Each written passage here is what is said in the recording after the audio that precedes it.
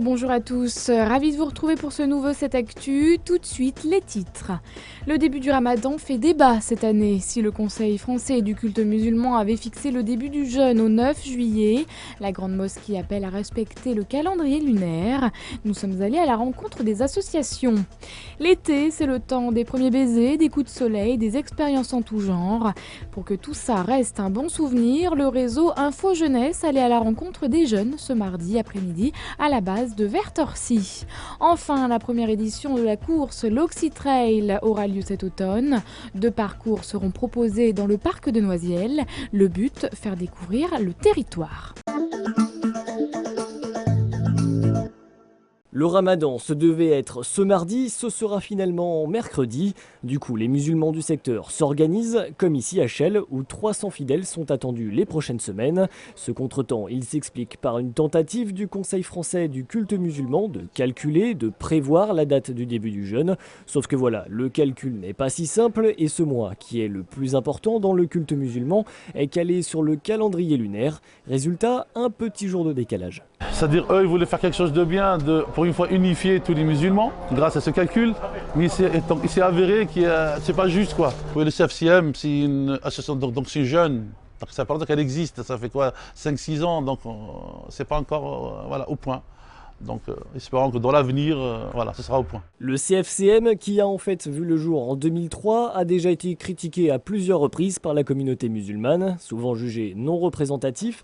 Malgré une volonté de rassembler, le Conseil a raté son coup cette année. Association ou particulier, ce décalage, certains l'avaient anticipé. Il faut dire que dans la tradition, on observe le cycle lunaire à l'œil et c'est souvent quelques jours avant que l'on connaît la vraie date du lancement du Ramadan. Selon certains fidèles, c'est aussi ça qui fait le charme des festivités. Le projet de loi sur le cumul des mandats revient sur le devant de la scène. Ce mardi, le texte était présenté à l'Assemblée nationale. Interdiction pour les parlementaires d'exercer une fonction dans l'exécutif local à compter de 2017. C'est ce que prévoit la loi. Un projet qui ne fait pas l'unanimité à droite comme à gauche. Guy Geoffroy, député UMP de la 9e circonscription Seine-et-Marne et maire de Comblaville, parle d'absence de sens de cette loi, de paradoxe et d'hypocrisie de la part des socialistes.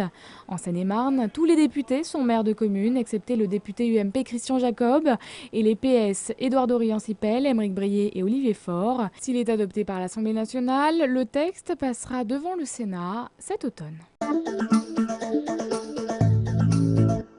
Vous utilisez du monoeil, là, vous savez qu'il n'y a aucune protection là-dedans? Mieux informer, mieux protéger, c'est le mot d'ordre du réseau Information Jeunesse. Chaque été depuis 6 ans, Catherine sillonne la plage de Torcy avec des plaquettes plein le sac à dos et sa bonne humeur affichée. Son rôle, sensibiliser les jeunes aux dangers liés au soleil, à la consommation d'alcool ou au narguilé.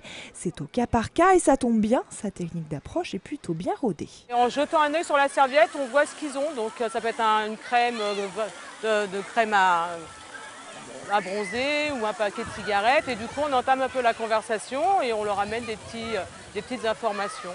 Donc on les agresse pas, bonjour ça va, et si ça mord à l'hameçon on y va. On reste pas longtemps auprès d'eux parce que c'est aussi leurs vacances et s'ils sont là c'est qu'ils vont peut-être pas partir, donc on les laisse un peu tranquilles. Depuis 3 ans, d'autres structures jeunesse et des associations locales comme AIDS et le SAGED se sont greffées à cette action. Ils se relayeront les mardis et vendredis de juillet sur la base de loisirs de Torcy et celle de Jablines pour parler santé. En attendant, qu'ils prennent soin d'eux.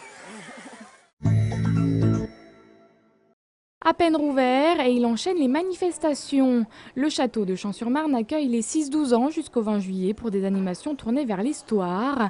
Les portes du temps. Jeux de rôle, jeux anciens, ateliers d'art plastique sont au programme. Ces ateliers sont aujourd'hui tous complets, mais pour ceux qui aimeraient redécouvrir le château, un spectacle littéraire vous attend les dimanches 21 et 28 juillet. Oui, il y aura du sport, mais pas seulement. La première édition de l'Oxytrail aura lieu le dimanche 6 octobre.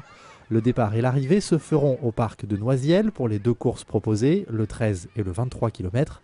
Mais cette course nature veut rassembler au-delà des sportifs confirmés. La preuve, les organisateurs n'ont pas cherché à créer des parcours difficiles. Non, l'objectif premier est ailleurs. Le but de l'Oxytrail, c'est que ça soit un grand événement sportif intercommunal du territoire du Val-Maubuée, mais aussi de permettre de faire découvrir ce territoire non seulement à la population qui y vit, mais aussi plus globalement aux habitants en dehors du territoire. Et cette découverte de l'agglomération passe par des points emblématiques, le château de Champs, les bords de Marne ou encore la chocolaterie. Comptez 1 € du kilomètre pour l'inscription. Les clubs organisateurs, Noisiel Logne Athlétisme et l'US Torcy, espèrent que 500 coureurs participeront à cette première. Verdict le 6 octobre à 10 h. Tout de suite, Zen Attitude sur la route 77. Laure et Véronique font la rencontre de Nicole qui pratique la sophrologie. Détendez-vous, c'est tout de suite après le JT. Bah voilà les avantages du stop, on a au moins un bon contact pour se détendre quand on est stressé. Mais c'est pas du tout notre cas, regardez. Hop. Fin de ce JT, on se retrouve mercredi soir pour toujours plus d'infos locales. Salut!